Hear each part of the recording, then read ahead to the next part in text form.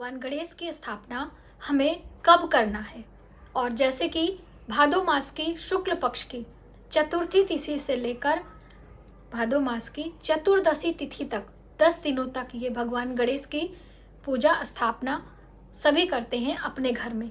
तो यदि आप करना चाहते हैं तो शुभ मुहूर्त में ही करें। और जैसे कि बहुत सारे लोगों को कन्फ्यूजन है कि 6 सितंबर को करें कि 7 सितंबर को करें, तो स्थापना का शुभ समय भी हम बताएंगे, लेकिन उससे पहले आपको पता होना चाहिए 7 सितंबर को सूर्योदय के साथ में आपको चतुर्थी मिल रही है। इसलिए 7 सितंबर को गणेश चतुर्थी यानी कि भगवान गणेश की स्थापना अपने घर में करें, ये आपके लिए ज़्यादा शुभ होगा। भगवान गणेश की प्रतिमा रखते समय कुछ सावधानियों को भी हमें रखना होता है, तो इन बातों को भी आपको ध्यान में रखना है, वरना आपका पूजा मान्य नहीं होगा। जैसे कि भगवान गणेश की हम बात करें तो भगवान गणेश के पीछे दरिद्रता का वास होता है, इसलिए कभी भी मुख्य दरवाजे पर आपको भगवान गणेश की प्रतिमा नहीं लगानी चाहिए। अनजाने में लोग ऐसी गलती कर लेते हैं। मान लीजिए आप अपने मुख्य दरवाजे पर भगवान गणेश की प्रतिमा लगा भी रहे हैं तो अंदर की तरफ से लगाएं। जैसे बाहर से गेट है तो ये अंदर है, इसके ऊपर आप लगा सकते हैं। पहली सावधानी। दूसरी, भगवान गणेश की पूजा कभी भी अकेले नहीं की जाती है, हमेशा उनके परिवार के साथ, यानी भगवान शिव, माता पार्वती के साथ में पूजा करें, या फिर उनकी पत्नियां रिद्धि सिद्धि के साथ भगवान गणेश की पूजा की जाती है। तो जैसे कि मार्केट में प्रतिमा तो सिंगल ही मिलती है, तो बहुत सारे लोग कंफ्यूज हो जाते हैं। यदि आप अपने घर में भगवान गणेश की प्रतिमा स्थापना कर रहे हैं तो कैसे हम भगवान गणेश की कृपा प्राप्त कर पाएं, कैसे स्थापना करें, वो हम जानेंगे। लेकिन उससे पहले भगवान गणेश का परिवार क्या क्या है, कौन कौन से हैं, वो आप थोड़ा सा समझ लीजिए। आप में से बहुत सारे लोगों को मालूम भी है। तो देखिए, भगवान गणेश के माता पिता आप सबको पता है। पिता भगवान शिव, माता पार्वती माता है उनकी, और भगवान भाई हैं उनके कार्तिकेय, भगवान गणेश जी के भाई लगते हैं। और भगवान गणेश की पत्नियां हैं रिद्धि और सिद्धि, और उनके पुत्र रिद्धि सिद्धि के पुत्र कौन है, शुभ और लाभ। हम बात करें भगवान गणेश की पुत्री माता संतोषी हैं। तो ये है भगवान गणेश का परिवार। और भगवान गणेश को पत्र के रूप में बहुत सारे औषधियां भी चढ़ाई जाती हैं, और इस दिन विशेष उपाय भी आप कर सकते हैं। दोस्तों, भादो मास की शुक्ल पक्ष की जो चतुर्थी होती है, वो शुक्ल पक्ष की हो या कृष्ण पक्ष की, दोनों ही चतुर्थियां भगवान गणेश के नाम समर्पित हैं। तिथियों की यदि हम बात करें तो इस तरह से भगवान गणेश पंच देवी देवताओं में प्रथम पूज्य देवता माने जाते हैं, इसलिए विघ्नहर्ता तो है ही हैं, हमारी मनोकामनाओं को भी पूर्ण करते हैं। तो आपने अपने घर में पहले से यदि जो प्रतिमा है लक्ष्मी गणेश कार्तिक मास की अमावस्या पर आप लेकर आए हैं, उनको भी आप एक चौकी पर लाल कपड़ा बिछाकर कलश लगाकर भगवान गणेश की प्रतिमा रखें और उनके साथ में रिद्धि सिद्धि को स्थापित करें। अब रिद्धि सिद्धि की प्रतिमा आपके पास नहीं है तो आपने चावल का आसन, फूलों का आसन देकर सुपारी पर मौली के धागे लपेटकर रिद्धि सिद्धि आजू बाजू आपको रखना चाहिए। इस तरह से यदि आप पूजा करेंगे तो भगवान गणेश की कृपा आपके ऊपर सदैव बनी रहेगी। और पूजा का शुभ समय यानी कि स्थापना का मुहूर्त क्या है और चतुर्थी तिथि कब से शुरू हो रही, कब समाप्त होगी, वो भी हम जान लेते हैं। तो देखिए, उदया तिथि के अनुसार हमें 7 सितंबर दिन शनिवार को ही चतुर्थी का मान्य करना है, और इसी दिन हमें अपने घर में भगवान गणेश की यदि नई प्रतिमा लाना चाहते हैं तो आप लेकर। जैसे कि दोस्तों, 7 सितंबर दिन शनिवार को सुबह सूर्योदय के साथ ही हमको चतुर्थी मिल रही है, तो आपने सुबह में सूर्योदय के साथ में यदि आप एक दिन से पहले प्रतिमा लेकर आए हैं तो अपने घर में स्थापना कर सकते हैं। दोपहर का समय बहुत ही शुभ है। दिन में 11:02 से लेकर 1:33 का समय जो है वो बहुत ही शुभ है गणेश भगवान की स्थापना करने का। तो आप इस समय अपने घर में गणेश जी की स्थापना कर सकते हैं, क्योंकि इस समय शुक्ल योग मिल रहा है, सर्वार्थ सिद्ध योग मिल रहा है, बहुत ही शुभ समय है। तो 7 सितंबर दिन शनिवार को दिन में 11:02 से लेकर 1:33 तक का समय अच्छा है। आप अपने घर में स्थापना करके चौकी पर भगवान गणेश की पूजा अर्चना करना प्रारंभ कर दें।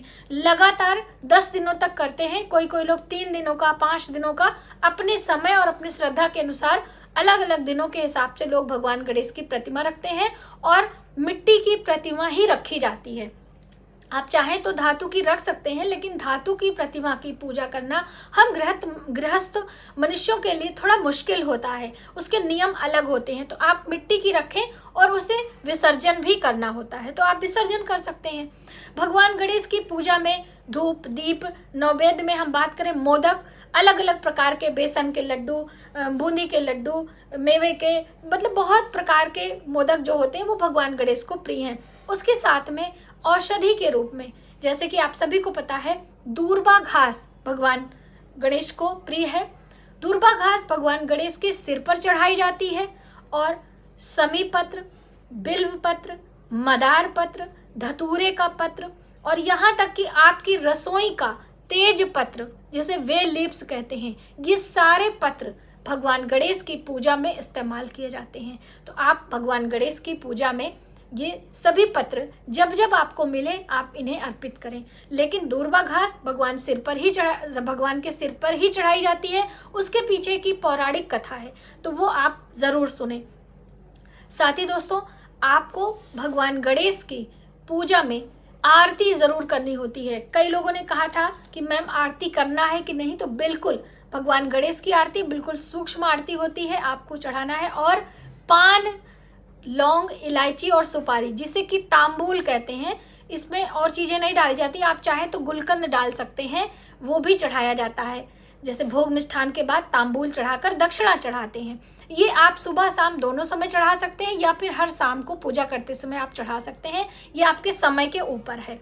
घर में भगवान गणेश की प्रतिमा विराजमान करके आपको अपना घर छोड़कर कहीं जाना नहीं होता है। इन दिनों में आपको अपने घर में सात्विक आहार बनाना होता है। लहसुन प्याज का त्याग करें यदि आपने कलश स्थापना करके भगवान गणेश को विराजमान किया है। घर में कलह कलेश, लड़ाई झगड़ा आदि नहीं करना चाहिए। मांस मदिरा आदि का सेवन नहीं करना चाहिए। इससे आपके घर में अशुभता आती है। यानी एक तरफ तो आप भगवान की पूजा कर रहे हैं, स्थापना किया है, एक तरफ आप ये सारे दुष्कर्म कर रहे हैं, तो आपके लिए वो शुभ नहीं होगा। इसलिए आप जितने दिन भगवान गणेश को अपने घर में विराजमान करते हैं, शुद्ध सात्विक मन से, तन से और धन से पूजा करें। उसके बाद भगवान गणेश की प्रतिमा को विसर्जित करें। ये भादो मास की शुक्ल पक्ष की चतुर्थी से लेकर चतुर्दशी तक का विधान। चतुर्दशी तिथि को कहीं कहीं अनंत चौदस के रूप में भी मनाया जाता है, संकष्टी चतुर्थी के रूप में भी मनाते हैं। तो अपनी अपनी भाषा के अनुसार आप समझ लीजिए, अनंत चौदस के दिन भगवान विष्णु की पूजा की जाती है। ठीक है, वो एक अलग वीडियो है, उसके लिए मैं आपके लिए लेकर आऊंगी, लेकिन ये चतुर्थी से संबंधित था। भोग मिष्ठान में आप सुबह जो भोग अपनी रसोई में भी बना के, हलवा, सेवैयाँ, मीठा, भगवान गणेश को या किसी भी देवी देवता को मीठा ही भोजन चढ़ाया जाता है। तो आपने भगवान गणेश के 11 नाम हैं, भगवान गणेश के 21 नाम हैं। आप उन नामों को मंत्र के रूप में भी ले सकते हैं। गणेश अथर्व स्तोत्र का पाठ कर सकते हैं।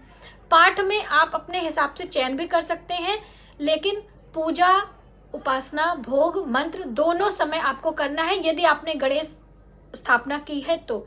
अब चलते चलते मैं आपको बता दूं, दूर्वा घास का विशेष प्रयोग, यदि आपके कोई भी काम पूर्ण होने में बाधा आ रही है, आप प्रयास कर रहे हैं, आपके घर में आपकी संतानें बात नहीं मानती, पढ़ाई लिखाई में या और भी कोई परेशानी है, तो इन दिनों में आपने बुधवार का दिन चुनना है। जैसे कि शनिवार से चतुर्थी तिथि शुरू हो रही है और 10 दिनों तक चलेगी, तो बुधवार के दिन दूर्वा घास का यह प्रयोग करना है। क्या करना है, आपने दूर्वा के 27 गांठें लेनी है, यानी कि 27 दूर्वा लेनी है। हो सके तो बंच में ले लें, मौली के धागे बना लें, उससे एक माला तैयार कर लें।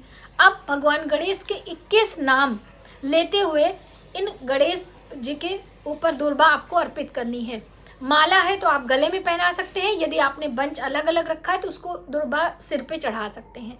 इस तरह से यदि आप हर बुधवार लगातार 7 बुधवार आपको करना है, 21 दूर्वा घास आपको चढ़ानी है और भगवान गणेश के 21 नाम लेने हैं।